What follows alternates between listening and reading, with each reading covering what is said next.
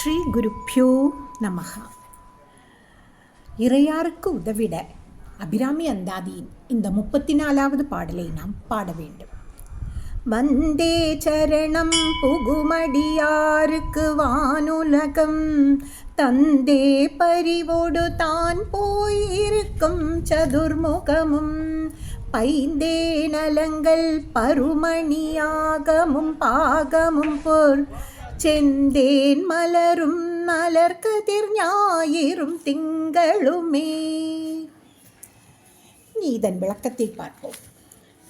வந்தே சரணம் புகும் அடியாருக்கு என்று பட்டர் சொல்கிறார்.